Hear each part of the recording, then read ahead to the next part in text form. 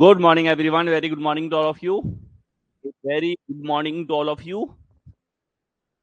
हल्का सा technical delay हुआ है आज शुरू होने में. स्टार्ट कर देते हैं आज का सेशन.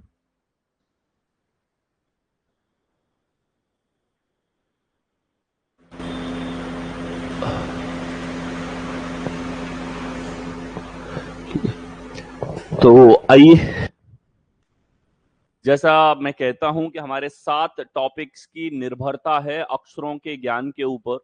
अक्षरों के बेसिक जो हमारे पास में रूल्स हैं या उनका क्रम है या उनके बीच में अलग अलग वर्गीकरण हैं या उनको अलग अलग प्रकार से देखा जा सकता है, अलग अलग रिलेशंस उनमें देखे जा सकते हैं. ये सारे पॉइंट हम लोग डिस्कस करते हुए चल रहे हैं. अति महत्वपूर्ण ये क्लासेस हैं. अक्षरों को इस तरीके से पहले आपने बहुत कम देखा होगा, सुना होगा, लेकिन अक्षरों के बारे में इतनी सारी चीजें आपको पता होनी चाहिए और तभी आपको वो मजा आता है, वो किक आपको मिलती है, वो अंडरस्टैंडिंग आपकी निकल के आती है लेटर के ऊपर आधारित रीजनिंग के सारे टॉपिक्स के अंदर. ठीक है, तो ये बेसिक के लिए हमारे पास में क्लास नंबर 4 है. देखिए, ये आप क्रम अच्छे से जानते हो, मैं बार बार इसको दिखा रहा हूं. 1 से लेकर के 26 तक के फॉरवर्ड क्रम आपको रटे हुए होने चाहिए, बिल्कुल रटे हुए होने चाहिए, इसमें कोई दो राय नहीं है आपके पास में.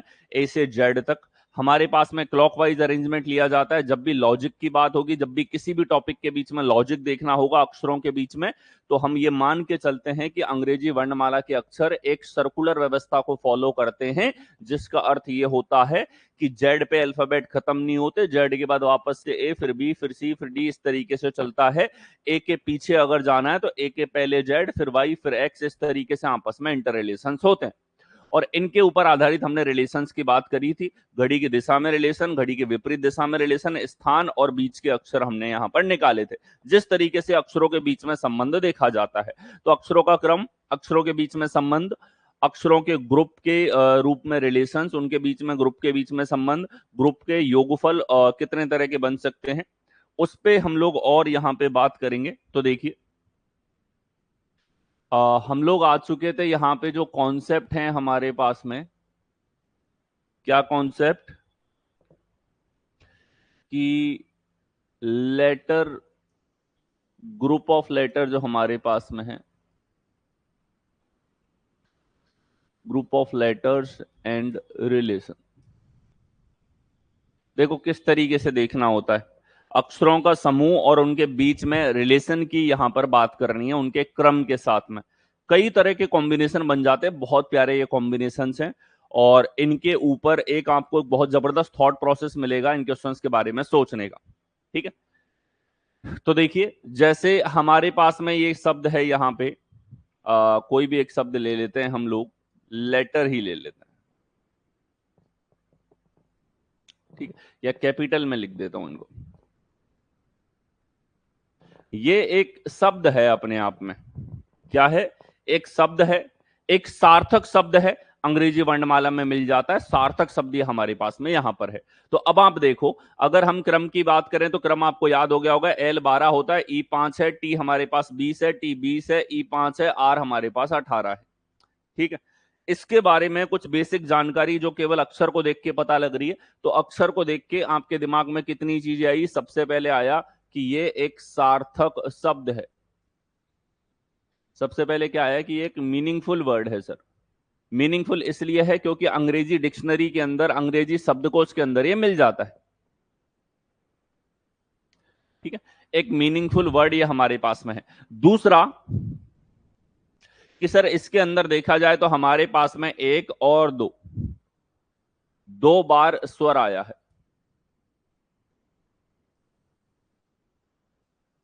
Vowel has come 2 times. Vowel हमारे पास में कितने हैं? 2 वोवल इसमें. तीसरा, इस ढांचे की तरफ देख के हम लोग मेन चीज जो देख ही सकते हैं इसके अंदर की सर 6 अक्षर हैं. 6 हमारे पास में क्या है? लेटर इसके अंदर हैं. क्या है? 6 लेटर हैं, 2 हमारे पास स्वर हैं और 4 हमारे पास व्यंजन हैं.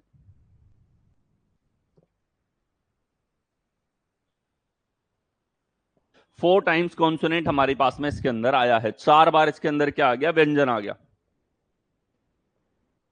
4 बार व्यंजन इसमें आया है. तो इतना हमको दिख रहा है और ये चीजें आपके बहुत बार काम आती है।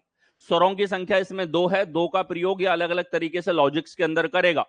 व्यंजनों की संख्या इसके अंदर 4 है, 4 का प्रयोग ये अलग अलग बार अलग अलग तरीके से करेगा। ये कोडिंग डिकोडिंग में भी आपको देखना पड़ेगा, ये लेटर एनालॉजी में देखना पड़ेगा, ये लेटर क्लासिफिकेशन के अंदर भी देखना पड़ सकता है। ठीक है, तो किसी भी शब्द के अंदर स्वर कितने, व्यंजन कितने, इसके ऊपर आधारित लॉजिक्स आपको बहुत बार देखने पड़ जाते हैं, इनके बीच में रिलेशन के रूप में इनको देखना होता है। तो ये चीज दिमाग के अंदर रहनी चाहिए कि हमें एक नंबर 2 भी यहां पे दिख रहा है, 4 भी दिख रहा है, क्यों ये 2 और 4 आ रहे हैं, ये तुरंत लेटर से रिलेशन है। 6 अगर प्रयोग में आ रहा है तो 6 क्या है, इसमें अक्षरों की संख्या है। तो ये सारे के सारे नंबर्स आपको दिखने चाहिए, इनके रूप में अगर रिलेशन कहीं पे लगता हुआ दिख रहा होगा तो आपको सबसे पहले वो ट्रिगर होना चाहिए। वो तभी होगा जब हर अक्षर को देख करके आप इन चीजों को तुरंत वहां पे देख पा रहे हैं। भाई देख तो सकते हो, लेकिन आपको देखना है, एक ऐसा थॉट प्रोसेस बनाना है। ठीक, और देखो इस तरीके से हम एक अक्षर के बारे में इतनी जानकारी नॉर्मली कह सकते हैं। ठीक है, अब ये सार्थक शब्द है या नहीं, ये जानकारी कैसे आएगी, तो आपके पास डिक्शनरी की नॉलेज होनी चाहिए, आपकी वोकैब जो है वो स्ट्रांग होनी चाहिए।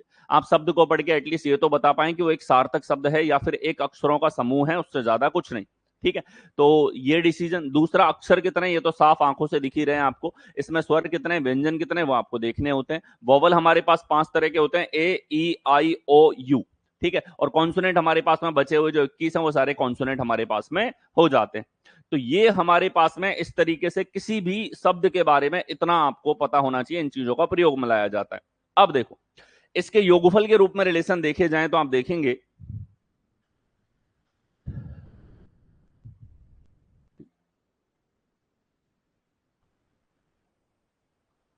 अलग अलग प्रकार के योग,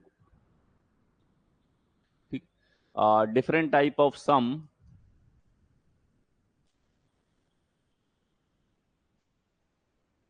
फॉर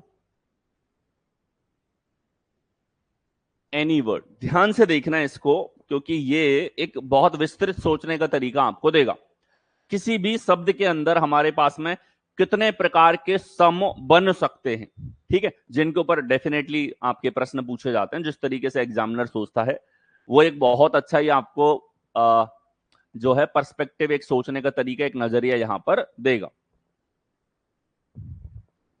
देखो बिल्कुल, जिसका हिंदी में अर्थ उसी का होगा सार्थक शब्द का। जो सार्थक शब्द नहीं है उसका हिंदी में भी मतलब नहीं निकल सकता। जो अंग्रेजी वर्णमाला में नहीं आता उसका हिंदी अर्थ कैसे होगा। ठीक है, उल्टे सीधे अक्षरों का समूह लिख देने से वो एक सार्थक शब्द नहीं हो जाता। ओके, तो अब देखो अलग अलग प्रकार के योगफल सम्स हमारे पास में कैसे होते हैं। कोई भी शब्द मैं लूंगा, एक शब्द मैंने ले लिया यहां पे, लेटर शब्द पे ही हम लोग कर रहे हैं, लेटर शब्द है। इसमें आप देख चुके हो कि हमारे पास में जो स्वर थे वो स्वर हैं सर यहां पे ई कॉमा ई, और जो व्यंजन हमारे पास में है वो व्यंजन है एल। ठीक है, ये सारे व्यंजन हमारे पास में इतने इसके अंदर हैं। अब पहला योगफल होता है हमारे पास में, ठीक है, सभी के फॉरवर्ड ऑर्डर का सम। ये कैसे निकालते हैं, तो जैसे लेटर शब्द हमारे पास में है, ठीक है, इसमें जो स्वर हैं हमारे पास उनका भी फॉरवर्ड क्रम और व्यंजन का भी फॉरवर्ड क्रम। ठीक है, तो यहां स्वर भी फॉरवर्ड क्रम में है और जो व्यंजन है कॉन्सोनेंट्स हैं वो भी फॉरवर्ड क्रम में आपके पास में है। तो सभी का फॉरवर्ड क्रम यहां लिख दिया, भले ही वो स्वर हो या व्यंजन हो। अब आप देखो इसका योगफल निकालना है तो कितना होगा कि सर 12 5 17, 17 और 40 हमारे पास में यहां पर कितना हो जाएगा 57, 57 और 5 हमारे पास में कितना हो जाएगा 62, 62 और 18 हमारे पास में 80। तो सीधा सीधा हम देख सकते हैं ये योगफल कितना आ गया, 80 आ गया। स्वर का भी हमने फॉरवर्ड योगफल देखा, व्यंजन का भी। ठीक है, केवल स्वर के अगर हम लोग बात करें तो स्वर हैं हमारे पास में ई प्लस ई, जैसे हम कहेंगे 5 + 5 कितना हो जाएगा 10। स्वरों का योगफल 10 है फॉरवर्ड।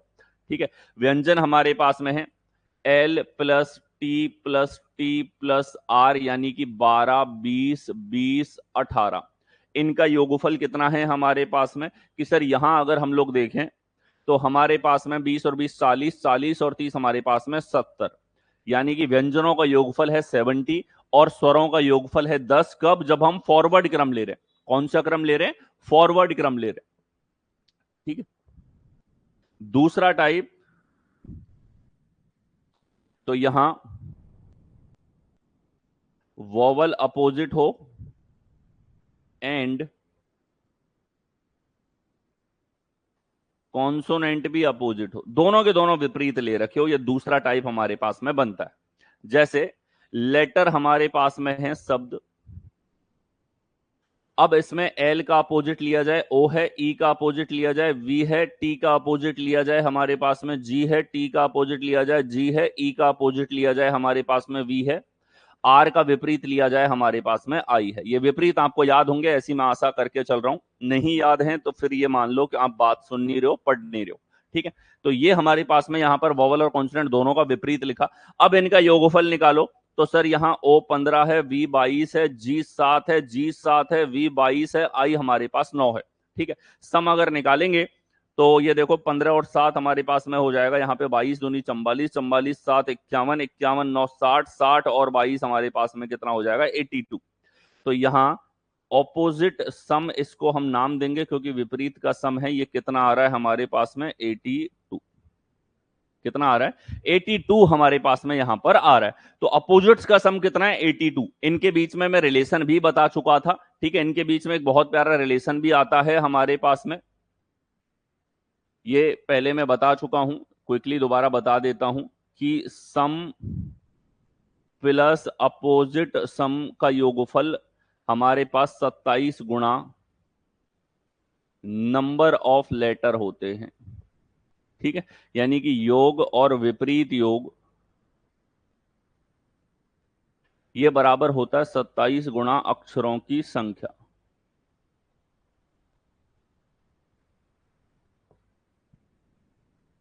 ठीक है। 27 गुणा अक्षरों की संख्या। इस तरीके से एक रिलेशन जो है वो यहां पर देखा जाता है। तो अब देखो, वोवल अपोजिट है, कॉन्सोनेंट अपोजिट है, इस तरीके से अपोजिट का सम हमने ले लिया। यहां हमारे पास में क्या था? यहां वोवल भी, ठीक है, फॉरवर्ड ऑर्डर में थे और कॉन्सोनेंट भी हमारे पास में फॉरवर्ड ऑर्डर में थे। ठीक है। आगे चलो। अब इनके अलावा जो वेरिएशन निकल के आता है वो ये, ध्यान से देखना, वोवल फॉरवर्ड ऑर्डर में है, कॉन्सोनेंट अपोजिट, या इनको आप बोल देते हो बैकवर्ड ऑर्डर।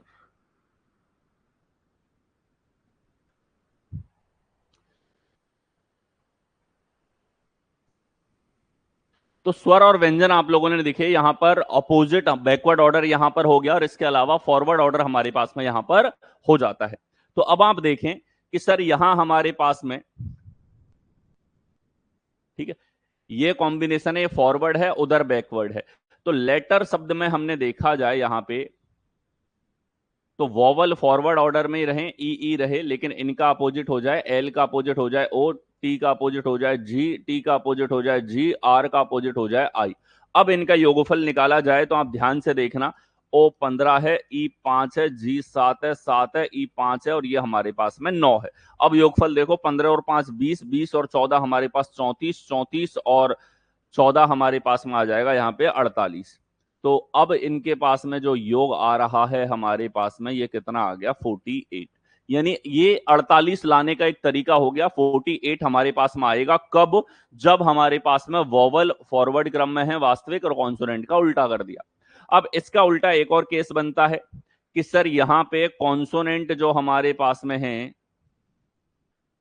वोवल को उल्टा किया जाए, वोवल का अपोजिट यहां पे जो है वो ऑर्डर लिया जाए, बैकवर्ड ऑर्डर लिया जाए, और कॉन्सोनेंट जो हमारे पास में है, ठीक है, स्वर और व्यंजन के लिए वोवल कॉन्सोनेंट में लिख रहा हूं, कोई ज्यादा अंग्रेजी इसमें नहीं है। और हमारे पास में अपोजिट बैकवर्ड ऑर्डर की अगर मैं बात करता हूं, यहां पे यहां हो जाएगा फॉरवर्ड ऑर्डर। तो एक ये कॉम्बिनेशन हो जाता है।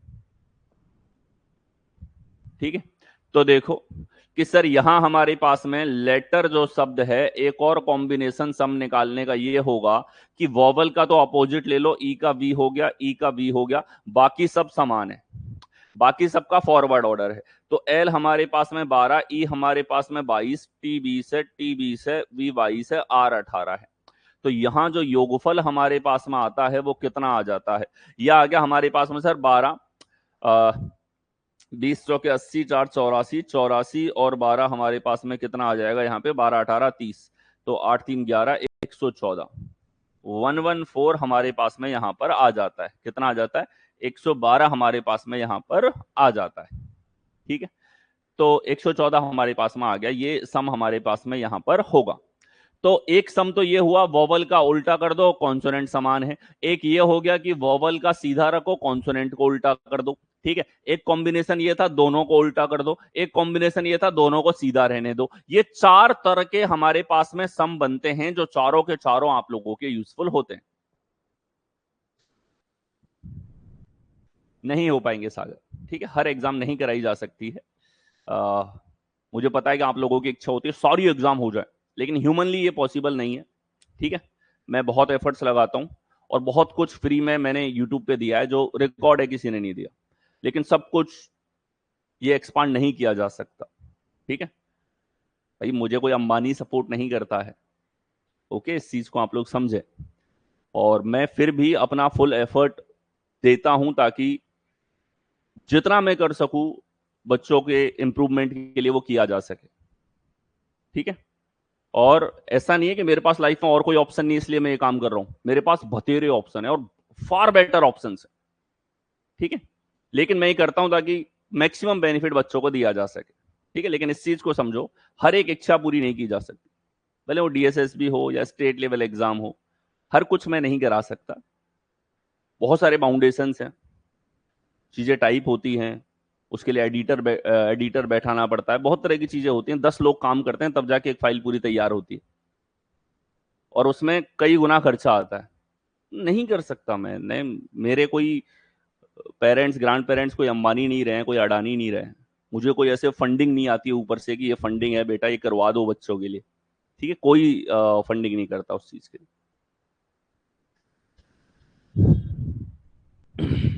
ठीक है, जितना प्रयास होता है, जो संभव हो पाता है, मैं टाइमली देखता हूँ कि हाँ ये संभव है, ये करवाया जा सकता है, वो मैं करवाता हूँ। ठीक है, बट आप लोग तो समझो, आप लोग तो जुड़ चुके हो। ठीक है, हजारों तरह के टैक्सेस हैं जो गवर्नमेंट ने इंप्लीमेंट कर रखे हैं। ठीक है, आप लोग भी जो ट्रांसफर करते हो उसका 39% आगे जाके फॉरवर्ड हो पाता है ना, हम तक पहुंचेगा 39। आप 600 भी पे कर रहे हो तो हम तक 200 रुपए पहुंचते हैं। क्यों? क्योंकि डिफरेंट स्लैब्स में टैक्सेस लगा रखे हैं। तो इतने कम अमाउंट के अंदर चीजों को हैंडल कर पाना, इतने लोग पीछे काम कर रहे हैं, उनको भी साथ लेकर के चलना, मैं इतना तो हमेशा मैंने किया है कि अपना समय में पूरा न्योछावर कर दूं जितने लेवल पे मैं दे सकता हूं, और उसमें मैंने कभी हेजिटेशन नहीं रखा। मुझे दिन में कई बार 4 4 5 5 6 6 घंटे रिकॉर्ड करना पड़ता है, मैं करता हूं लगातार। ठीक है, भले मेरी नसें खिंच जाए, मेरा कितना ही एफर्ट उसमें चला जाए, मैं करता हूं, लेकिन उसकी भी एक लिमिटेशन है, एक बाउंडेशन है सभी चीजों की। बाकी आप मेहनत करें, जो जितना मिलेगा ना, मैं ये हमेशा कहता हूं, जितना मिला है वो सबसे ज्यादा है। बैच वाइज देख लो, यूट्यूब वाइज देख लो, फ्री कंटेंट वाइज देख लो, पेड कंटेंट वाइज देख लो, जितना मिला है वो सबसे ज्यादा है। बाकी लोगों को मिल रहा है उससे बहुत ज्यादा है, और एकदम एग्जाम ओरिएंटेड है, टू द पॉइंट है, सिलेक्शन ओरिएंटेड है। ठीक है, और जितना भी और आएगा वो सब इसी तरीके से to the point exam oriented ही रहेगा। तो आप बिंदास अपनी मेहनत पे ध्यान दो, अपने एफर्ट्स पे ध्यान दो, और अपना बेस्ट देने पे ध्यान दो। आपने जो पढ़ा है उससे बाहर मैं पेपर नहीं जाने दूंगा, ये आपने मेरे ऊपर छोड़ रखा है, इसमें आप संतुष्ट रहो। बिल्कुल बिल्कुल, अब देखो इतनी मेहनत हो रही है तो सिलेक्शन के बाद तो मिलने आना ही है, मुझे बहुत खुशी होती है। देखो मैं तो अपना पूरा एफर्ट लगा रहा हूँ, तो मेरे लिए तो फ्रूट क्या है कि स्टूडेंट्स जो हैं जिनके लिए मेहनत की गई वो सेलेक्ट हो जाए। तो डेफिनेटली मैं हमेशा कहता हूँ सेलेक्ट होइए और मिलने आइए, मुझे बहुत खुशी होती है उससे। देखिए, ये हमने 4 तरह के सम यहां पे देखे। ये बहुत टॉपिक्स में काम आएगा, ये आपके पास कोडिंग डिकोडिंग में भी काम में आ जाता है, ये लेटर में भी आपके पास में एनालॉजी की फॉर्म में रिलेशन आ जाएगा तो आपके पास में काम आता है, कई बार ये क्लासिफिकेशन के रूप में काम में आ जाता है। ये एक नजरिया है अक्षरों के योगफल के साथ रिलेशन का। तो मैं इसको एक नाम दे सकता हूं यहां पे, वो क्या कि अक्षरों के जो सम है, योगफल है, उसके साथ में रिलेशन। एक तो सभी का फॉरवर्ड क्रम में योगफल ले लिया, एक सभी का बैकवर्ड ले लिया, वोवल को सेम रखा, कॉन्सोनेंट का उल्टा कर दिया, कॉन्सोनेंट को सेम रखा, वोवल का उल्टा कर दिया। ये 4 वेरिएशन हमारे पास में बनते हैं वोवल कॉन्सोनेंट के सम के आधार पर। ठीक है, इन चारों के बारे में आपको सोचना होता है। अब मान लो किसी भी सवाल की एक नंबर से मैचिंग दे रखी है, किस टाइप से वो रिलेशन आया होगा, तो ये चारों टाइप तो आपके दिमाग के अंदर होने चाहिए। ठीक है, इससे ये कैसे लाएं, इससे ये कैसे लाएं, तो ये रिलेशन हमारे पास में होता है जो बहुत ज्यादा काम में आप लोगों के आता है। ठीक है, अब इसका एक आपको मैं यहां पे तरीका और बताने वाला हूं कि फटाफट हम चारों सम कैसे निकाल सकते हैं किसी भी अक्षर के लिए। किसी भी अक्षर के लिए चारों सम फटाफट कैसे निकालें, कम से कम कितना समय देना पड़ेगा, क्योंकि बहुत सारे क्वेश्चंस ऐसे आएंगे जिसमें चारों आपको कुछ एक सेकंड्स के अंदर निकालने होंगे, तो वो थॉट प्रोसेस कैसे लेकर के आना है। ठीक है, तो देखो यहां हमारे पास में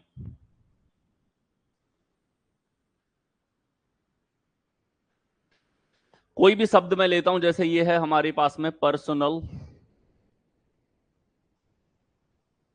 ठीक है, अब इसमें आप देखो स्वर और व्यंजन स्टार्टिंग में हम लोग ले रहे हैं, चारों कॉम्बिनेशन हमें निकालने हैं। जैसे चारों कैसे निकालेंगे, चारों कौन कौन से, एक तो फॉरवर्ड प्लस फॉरवर्ड हो, बैकवर्ड प्लस बैकवर्ड हो, फॉरवर्ड प्लस बैकवर्ड हो, बैकवर्ड प्लस फॉरवर्ड हो। पहला स्वर दूसरा व्यंजन इस आधार पे देखिए, यहां हमारे पास में ये जो है ई हमारे पास व्यंजन है, ओ व्यंजन है, ए हमारी ए स्वर हैं, तीनों के तीनों ई स्वर हैं, ओ स्वर हैं, ए स्वर है, तीनों के तीनों वॉवल्स हमारे पास में है।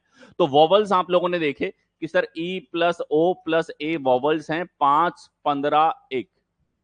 ठीक है, 3 वॉवल्स हैं, इनका योगफल कितना हो गया, 21 हमारे पास में हो गया। यानी फॉरवर्ड क्रम में वॉवल्स का योगफल 21 है, बैकवर्ड क्रम में निकालो।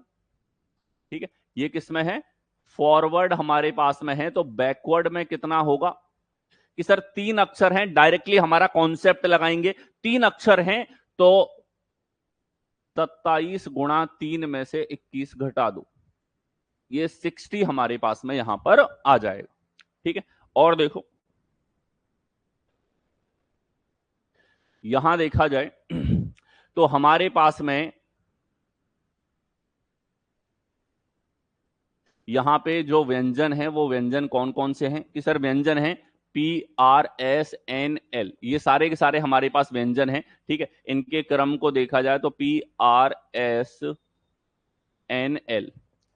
16, 18, 19, 14, 12, तो योगफल कितना हो गया कि सर 16, 18, 34, 34, 33 और 20, 53, 53 और 26 कितना आ जाएगा हमारे पास में, 53, 59, 69, 79, 79 हमारे पास में इनका सम है, आप देख सकते हो।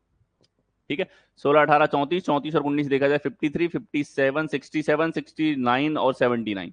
ठीक है, विपरीत का योगफल देखा जाए तो विपरीत योगफल कैसे निकालेंगे, योगफल 79 है, कितने अक्षरों का, 5 अक्षरों का, कितने अक्षरों का, 5 का, तो 27 गुणा 5 में से 79 घटा दो, 135 में से 79 घटा रहे हैं तो कितना आ जाएगा कि सर ये हमारे पास में यहां पे 135 माइनस 79 यहां पर होगा, कितना बनेगा, 21 ऐड करो, 6 और 5, 56। ठीक है, 56 हमारे पास में यहां पर होगा।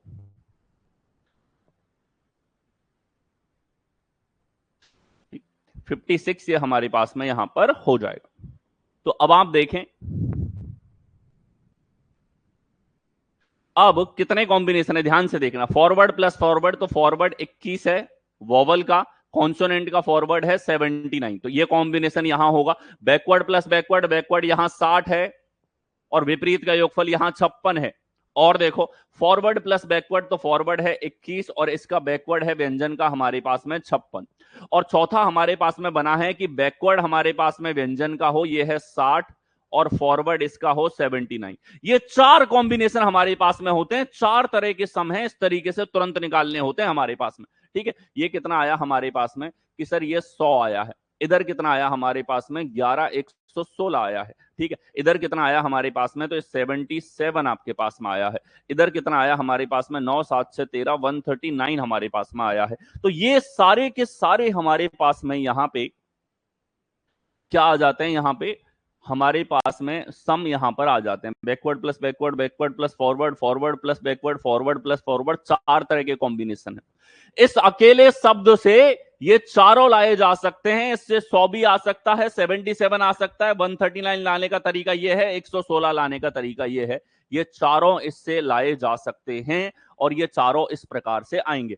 अब इन चारों में से एग्जामिनर किसी से भी लॉजिक सेट कर सकता है। उसने इसमें आपको 5 जोड़ के दे दिया 121, तो आपको इन चारों को निकालना पड़ेगा, फिर देखना पड़ेगा 121 कैसे आ सकता है। ठीक है, चारों कॉम्बिनेशन से कैसे आ सकता है, कौन सा एग्जामिनर ने फॉलो किया है, ये चारों आपके पास में आने चाहिए। तो ये चारों के चारों सम आपको तुरंत लिखने होते हैं। ठीक है, फिर से देखो कुछ एग्जाम्पल और कराऊंगा, इस बार आप लोग भी साथ के साथ करने का प्रयास करें।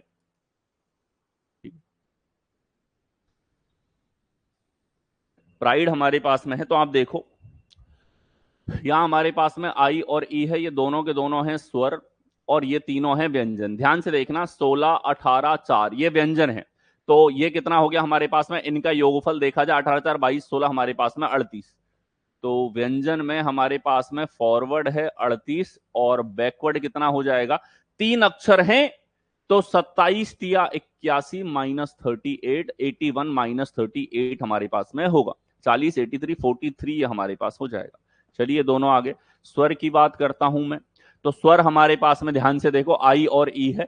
आई और ई का योगफल देखा जाए तो ये 9 है सर, ये 5 है, 9 और 5 हमारे पास में हो जाता है 14। तो फॉरवर्ड योगफल है 14, बैकवर्ड की बात की जाए तो 27 गुणा 2 अक्षर है में से 14 घटा दो तो 54 माइनस 14 40 हमारे पास होगा। अब ध्यान से देखो 4 तरह के सम कौन कौन से हैं हमारे पास में, दोनों फॉरवर्ड लिए जाएं तो ये आ जाएगा 38 प्लस 14, दोनों बैकवर्ड लिए जाएं तो ये हमारे पास में आएगा 43 प्लस 40। एक फॉरवर्ड लिया जाए, एक बैकवर्ड लिया जाए, एक बैकवर्ड लिया जाए, एक फॉरवर्ड लिया जाए तो ये हमारे पास में होगा यहां पे कि सर फॉरवर्ड 38 प्लस 40, ये हो जाएगा हमारे पास में यहां पे बैकवर्ड लिया जाए 14 प्लस 43 कितना आ गया, ध्यान से देखो कि सर 52। इधर ध्यान से देखो कि सर 83, इधर ध्यान से देखो कि सर हमारे पास में 78, इधर ध्यान से देखो हमारे पास में 7557। ठीक है, ये हमारे पास में 4 तरह के कॉम्बिनेशंस बनते हैं, 4 तरह के कॉम्बिनेशंस हमारे पास बनते हैं, तुरंत आपको निकालने होते हैं। ये सब कब निकालने की जरूरत हुई, जब मान लो पहली बात कोई भी अक्षर 4 तरह के सम बनते हैं ये आपके दिमाग में हो। अब सवाल हम लोग देखेंगे जब कोडिंग डिकोडिंग के अंदर हम लोग चलेंगे। कोडिंग डिकोडिंग में आप ऐसे टाइप के सवाल देखोगे जहां पे एक शब्द का एक पूर्ण संख्या के साथ संबंध होगा, वो संबंध कैसे आया है उसके लिए आपको अलग अलग पॉसिबिलिटी सोचनी पड़ती है, उनमें से कुछ पॉसिबिलिटीज ये हमारे पास 4 होती हैं। ठीक है, आप अभी के लिए इतना ध्यान दो, कोई भी हमारे पास में शब्द है तो उसका रिलेशन हम 4 तरीके से यहां पर देख सकते हैं। सबसे ज्यादा सवाल आपके इस पर पूछे जाते हैं, उससे कम सवाल इस पे पूछे जाते हैं और बहुत ही कम सवाल इन दोनों के ऊपर पूछे जाते हैं, लेकिन पूछे गए हैं, हर परीक्षा में पूछे गए हैं। ये आपके पास में एसएससी के एग्जाम की बात करूं तो CGL CHSL MTS GD steno CPO सब में पूछा जा चुका है। ठीक है, सारों को चारों कॉम्बिनेशन। इसके अलावा रेलवे की बात करूं, रेलवे एनटीपीसी हो गया, रेलवे आरपीएफ हो गया हमारे पास में, रेलवे का हमारे पास में एएलपी है, रेलवे टेक्नीशियन है, रेलवे जेई है, रेलवे हमारे पास में और डिफरेंट जो एग्जाम्स है सभी के अंदर ये चारों टाइप पूछे जा चुके हैं। यानी कि एक किसी भी शब्द के बारे में 4 तरह के योगफल के रूप में आपको सोचना होता है। Few more examples we will take, देखिए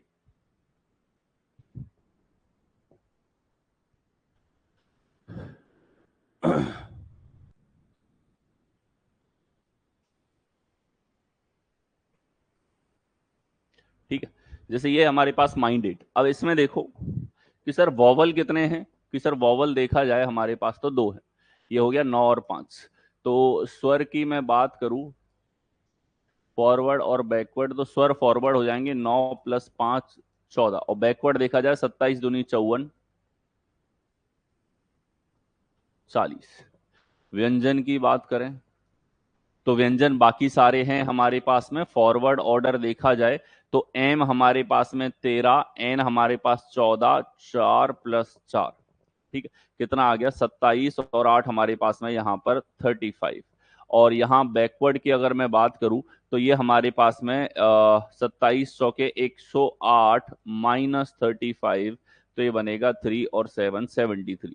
तो ये हमारे पास फॉरवर्ड और बैकवर्ड के कॉम्बिनेशन आ गए। अब चार तरह के योगफल निकलते हैं। वो चारों तरह के योगफल कैसे निकलते हैं?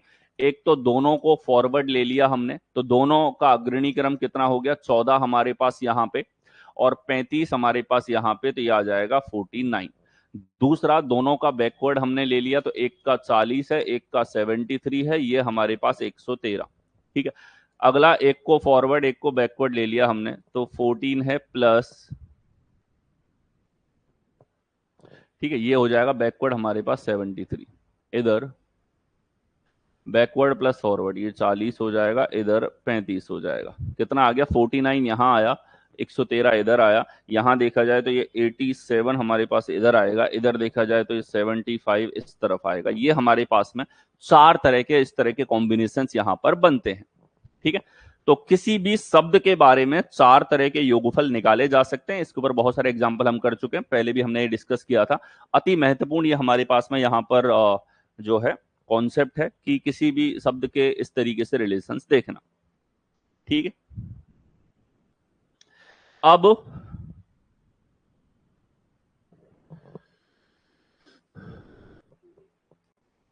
Different relations on a word, एक शब्द पे अलग अलग संबंध, ध्यान से देखिएगा। एक तो हमने योगफल का संबंध देख लिया किसी भी शब्द के ऊपर हमारे पास में, ठीक है। तो अब देखो अलग अलग संबंध किसी शब्द पर,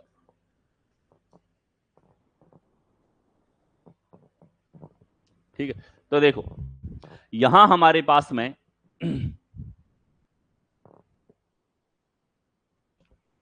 यहां हमारे पास में अलग अलग संबंध किसी भी शब्द पे हमको निकालने हैं। तो जैसे कोई भी शब्द है हमारे पास में, ये एक शब्द है, सार्थक शब्द है, अंग्रेजी वर्णमाला में पाया जाता है हमारे पास में। 5 इसमें अक्षर हैं, एक इसमें स्वर है, 4 इसमें व्यंजन है, इतना हम देखते ही बोल सकते हैं, ठीक है। इतना हम देखते ही बोल सकते हैं। तो हम एक तो ये बोलें कि इसमें 5 अक्षर हैं, ठीक है। तो कुल मिला के ये 5 के साथ संबंध हमारा आ गया। किसके साथ संबंध है? 5 के साथ में। यानी कि फर्स्ट से अगर 5 आएगा तो आपके दिमाग में एक तरह का विचार ये आएगा कि सर यहाँ पे 5 अक्षर थे, इसीलिए इसने 5 के साथ में हमको रिलेशन दिया है। बात आपकी एकदम सही है, ठीक है। अब इस 5 से कई चीजें हो सकती है। 5 का वर्ग करेगा तो ये हमारे पास में 25 भी आ सकता है। तो इन 5 अक्षरों से 25 आया है, तो एक तरीका 25 लाने का ये होगा अक्षरों का वर्ग, ठीक। दूसरा, इसी 5 का घन हम लोग करते हैं तो 125 भी लाया जा सकता है। तीसरा, n इंटू 5 यानी कि इसका गुणज। n इंटू 5 का मतलब क्या है? गुणज। 5 का गुणज, तो 5 के गुणज है हमारे पास में 5, 10, 15, 20, 25 एंड सो ऑन। ये कब लाए जा सकते हैं? कि सर 5 को गुणा कर दिया किसी संख्या से, 5 का 2 गुना, 4 गुना, 5 गुना, 10 गुना कर देगा, तो ये सारी संख्याएं आ सकती हैं गुणज के रूप में, ठीक है। गुणनखंड भी हमारे पास में संभव होते हैं, जैसे 5 में किसी n का भाग दे दिया यहां पे, तो यहां तो 5 के गुणनखंड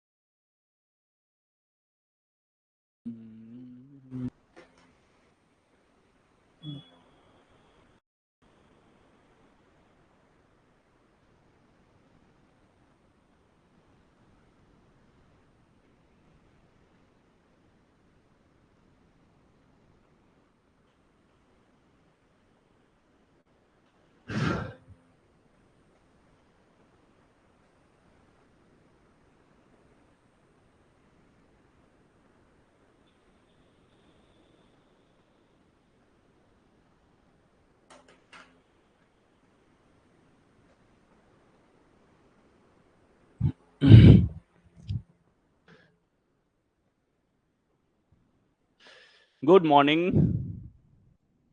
थोड़ा सा पावर ग्लिच यहाँ पे हो जाता है कई बार, तो we are back at class.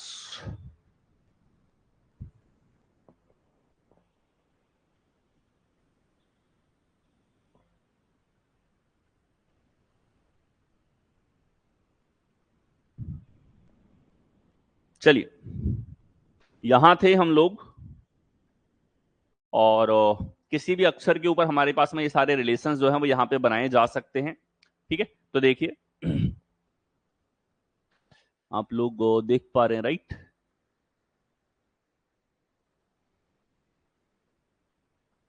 और ओके, चलिए। तो यहां हमारे पास में हमने एक चीज देखी थी कि 5 के स्क्वायर के साथ, 5 के क्यूब के साथ, 5 के गुणज के साथ में, और 5 के फैक्टर के साथ में, यानी कि जिसे हम कहते हैं गुणनखंड फैक्टर। तो 5 का फैक्टर तो यहाँ कुछ ही नहीं है, तो इस केस में नहीं, बाकी फैक्टर जब पॉसिबल होता है तो फैक्टर लेते हैं। ठीक है, बाकी रैंडम ऑपरेशंस, और ये रैंडम ऑपरेशंस जो हमारे पास में होते हैं, इसके ऊपर कई तरह के सवाल हम एनालॉजी के अंदर देखेंगे, संख्या एनालॉजी में भी, लेटर एनालॉजी में भी। तो धीरे धीरे जैसे हम पढ़ते चलेंगे तो और ज्यादा व्यापक तरीके से सोचना हमको इसमें आता हुआ जाएगा। तो फर्स्ट के रिलेशन इतने प्रकार से बनाए जा सकते हैं। इससे हमारे पास में 25 अगर आया तो कैसे आएगा, इसके लेटर्स जो है उसका स्क्वायर करके। 125 कैसे आएगा, लेटर्स का घन करके। 10 कैसे आएगा, लेटर्स जो है उनका दोगुना करके। 25 ये कैसे आएगा, 5 गुणा 5 करके, 5 गुणा करके। ठीक है, तो इस तरीके से हमारे पास में आ सकते हैं। और भी कई तरह के रैंडम ऑपरेशंस होते हैं, जैसे कि स्क्वायर में क्यूब जोड़ दिया, क्यूब में स्क्वायर जोड़ दिया, स्क्वायर में गुणज जोड़ दिया, गुणज में फैक्टर जोड़ दिया। सब कुछ बन सकता है, हर तरीके से दिमाग को चलाना होता है। ये एनालॉजिकल फॉर्मेट हमारे पास में हो गया, जो एनालॉजी में और व्यापक तरीके से आप सीखेंगे। अभी के लिए इतना कि आपको पता हो कि एक लेटर से हम संख्या का रिलेशन किस तरीके से यहां पर देख पाते हैं। ठीक है, अगला देखो, यहां हमारे पास में जैसे फर्स्ट शब्द था, तो इस तरीके से आप लोगों ने रिलेशन यहां पर देखे। और देखें, ये हमारे पास में एक डिफरेंट इस तरीके से देखा जा सकता है। और देखो, इसके अंदर हमारे पास में एक जो है वो स्वर है। क्या है, एक स्वर है, और 4 हमारे पास में व्यंजन है। तो व्यंजन से यही सारी चीजें, 4 का वर्ग से रिलेशन हो सकता है, 4 के घन से हो सकता है, 4 गुणा एन इसके गुणज से हो सकता है, 4/n इसके गुणनखंड से हो सकता है। और भी इनके कॉम्बिनेशन से डिफरेंट लॉजिक लाए जा सकते हैं। इसी तरीके से स्वरों की संख्या के साथ में यही सारे तर्क लगाए जा सकते हैं। 1 का स्क्वायर, 1 का घन। एक के केस में ये एक ही रहेगा, लेकिन एक के अलावा और कोई संख्या होती तो हम कहीं ना कहीं इसके बारे में जरूर सोचते हैं। तो इस तरीके से आपका दिमाग चलना चाहिए कि किसी भी अक्षर के बारे में उसके स्वर से रिलेशन हो सकते हैं, उसके व्यंजन से बहुत तरह के रिलेशन हो सकते हैं, अक्षरों की संख्या से बहुत तरह के संबंध हो सकते हैं। ये सारे के सारे यूजुअल पैटर्न्स हैं। और इस तरीके से जब भी अक्षर से संख्या आ रही है, तो योगफल के अलावा इन तरीकों से आपको सोचना होता है। क्या होता है, योगफल के अलावा इन तरीकों से सोचना होता है। बाकी इनकी ज्यादा वैरायटी जब टॉपिक आएगा, टॉपिक में डिफरेंट तरह के पैटर्न्स की हम लोग बात करेंगे, तब हम लोग डिस्कस करेंगे। लेकिन अभी के लिए आप इतना जानो कि किसी भी शब्द का संबंध एक संख्या से अगर आ रहा है, तो उसके पीछे अलग अलग प्रकार के लॉजिक्स हमारे पास में हो सकते हैं, जो हमने यहां पर डिस्कस किए हैं। किसी भी शब्द से संख्या लाने के लिए इतने तरह के लॉजिक्स हमारे पास में यहां पर आ सकते हैं, इतने तरह के लॉजिक्स हमारे पास में यहां पर बन सकते हैं, जिनसे हम लोग एक लेटर का एक संख्या के साथ संबंध देख सकें। ठीक है, तो इस चीज को ही हम आगे जाके नाम देंगे। ठीक है, आ, इन्हीं प्रकार के रिलेशंस को, संबंधों को सादृश्यता, एनालॉजी कहते हैं। यानी कि एक मैचिंग इनके बीच में देख पाना, किसी भी हमारे पास में एक शब्द से कोई भी एक संख्या हमारे पास में आई है तो उनके बीच के रिलेशंस को इस तरीके से समझ पाना, और इसी प्रकार के रिलेशंस को हम सादृश्यता कहते हैं, एनालॉजी यहां पर कहा जाता है। ठीक है,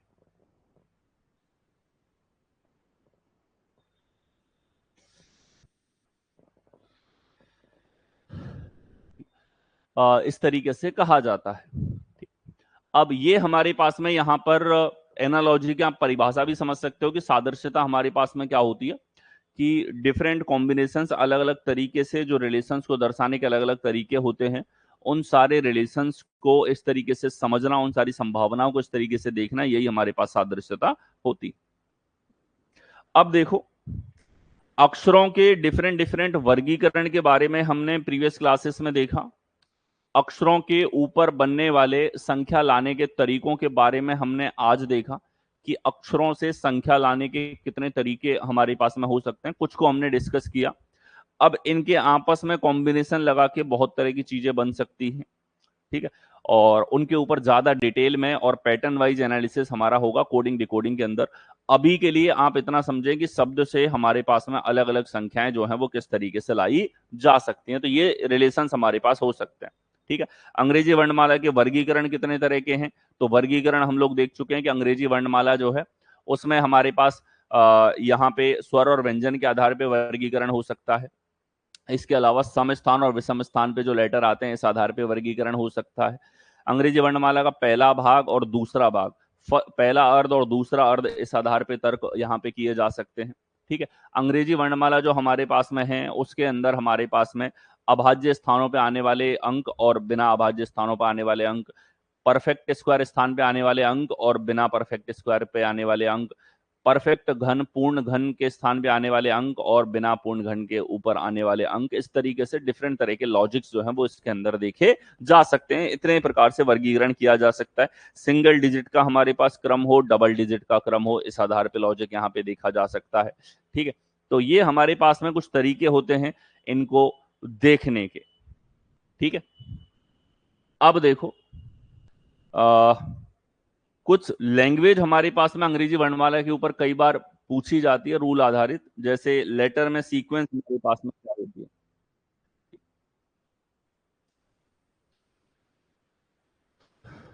लेटर सीक्वेंस हमारे पास में क्या होती है, अक्षर की अक्षर सीक्वेंस हमारे पास में यहां पर क्या होती है, अक्षर या अक्षरांकीय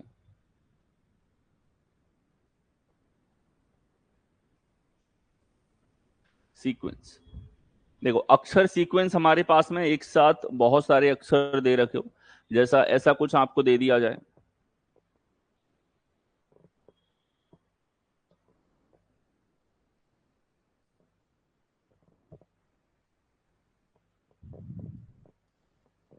ऐसा कुछ एक साथ लिख के दे दिया जाए, तो ये हमारे पास में एक लेटर का क्लस्टर है, इसे हम कहते हैं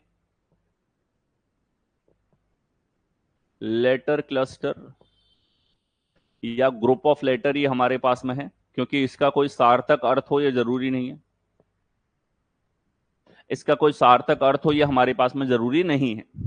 अब सीक्वेंस हम उस चीज को बोलते हैं जिसके अंदर कोई ना कोई हमारे पास में पैटर्न छुपा हो, मतलब मनमर्जी से लिखे हुए ये हमारे पास में लेटर नहीं होने चाहिए। इनको लिखने के पीछे लिखने वाले ने कुछ ना कुछ एक विचारधारा रखी है, कुछ ना कुछ एक ऑर्डर क्रम रखा है, कुछ ना कुछ इसमें एक लॉजिक को निहित किया है जिसके आधार पर सीक्वेंस को बढ़ाया या घटाया जा सकता है। तो इसको सीक्वेंस लिखने से आप समझ जाओ कि इसके अंदर लॉजिक है। अगर इसमें लॉजिक नहीं होता तो इसे हम सीक्वेंस नहीं कह सकते थे, लेटर की सीक्वेंस नहीं कह सकते। यानी अगर मैं किसी भी चीज को ये कहता हूं ये लेटर सीक्वेंस है या लेटर सीरीज है, तो इसका मतलब ये हुआ कि उसके अंदर कोई ना कोई हमारे पास में पैटर्न है, लॉजिक है, जो उसके अंदर अंतर्निहित है, जिसके आधार पर उसमें तर्क देखा जा सकता है। ठीक है, ये हमारे पास में इसका अर्थ होता है। तो देखिए, जैसे ये हमने लिखा, तो आप अगर देखोगे तो ए से लेकर के और जी तक, और वापस से यही पैटर्न, वापस से यही पैटर्न। तो आप देखोगे कि एक हमारे पास में यहाँ पे तर्क देखा जा सकता है कि एक गुच्छे को बार बार रिपीट किया जा रहा है, अक्षरों का गुच्छा, अक्षरों का समूह, ग्रुप ऑफ लेटर्स, इसको बार बार रिपीट किया जा रहा है। ठीक है, यानी कि इसमें एक स्टैंडर्ड पैटर्न है। इस आधार पे अगर मुझे इसे आगे बढ़ाना है तो मैं एक और पैटर्न लिख दूंगा, इसको कम करना है तो एक पैटर्न को हटा दूंगा मैं इसके अंदर से। इस तरीके से इसको कम या ज्यादा किया जा सकता है। ऐसा तभी होता है जब कोई सीक्वेंस होती है। सीक्वेंस शब्द अगर किसी के लिए आ गया, मतलब उसमें कोई ना कोई इस तरीके से तर्क या लॉजिक हमारे पास में उस सवाल के अंदर अंतर्निहित होता है। ठीक है, तो इसे हम लेटर सीक्वेंस कहते हैं। तो नाम के तौर पे अक्षरों के ऊपर बनने वाली सीक्वेंस क्या होती है, इसकी समझ आपके अंदर हो, इस तरीके से पूछी जाती है। अच्छा, इसके ऊपर सवाल भी आएंगे, एक पर्टिकुलर क्वेश्चंस इनके ऊपर आते हैं जिसमें फिक्स पैटर्न का रिपीटेशन, सीरीज के रूप में रिपीटेशन, घूर्णन के रूप में रिपीटेशन, कितने पैटर्न्स बनते हैं वो हम डिस्कस करेंगे जब टॉपिक आएगा। अभी के लिए एक परिभाषा आप लोगों ने सीखी है, वो परिभाषा क्या है कि हमारे पास लेटर सीक्वेंस अगर कहीं पे लिखा हुआ आ गया तो सीक्वेंस का मतलब है कि इसके अंदर कोई ना कोई ऑर्डर, कोई ना कोई लॉजिक, कोई ना कोई तर्क, कोई ना कोई सीरीज इसके अंदर निहित है। ठीक है, इसी तरीके से एक और शब्द लेटर के ऊपर आपको देखने को मिलता है कि लेटर सीरीज। तो इस सीरीज का मतलब हमारे पास में होता है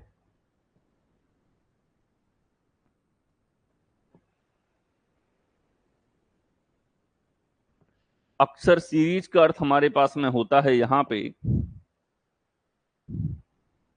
ठीक है, तो अक्षर सीरीज जो हमारे पास में यहां पर होती है, अक्षर सीरीज के अंदर हमारे पास में डिफरेंट जो अक्षर यहां पर होते हैं, उन अक्षर्स के अंदर कोई ना कोई एक स्टैंडर्ड पैटर्न बार बार रिपीट होकर चल रहा होता है। ठीक है, एक पैटर्न जो है उसके अंदर फॉलो हमारे पास में हो रहा होता है। तो ये अक्षर सीरीज हमारे पास में इस तरीके से होती है, अक्षर के अंदर हमारे पास में एक सीरीज जो है वहां पर देखने को मिल जाती है।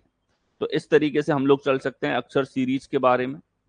ठीक है, अक्षर सीरीज क्या होगी, इसमें भी कुछ ना कुछ लॉजिक होगा। ठीक है, कोई ना कोई तर्क हमारे पास में होगा। ठीक है, एक उदाहरण के तौर पे मैंने लिखा जैसे ABCDEF, तो ये अपने आप में एक सीरीज है, अंग्रेजी वर्णमाला में एक एक स्थान पर ये आगे जा रहे हैं। ठीक है, तो अगर मैं कहूं इसको आगे बढ़ाना है तो आप इसको आगे भी बढ़ा सकते हो और इसके आगे के अक्षर भी इसके अंदर फाइंड आउट कर सकते हो।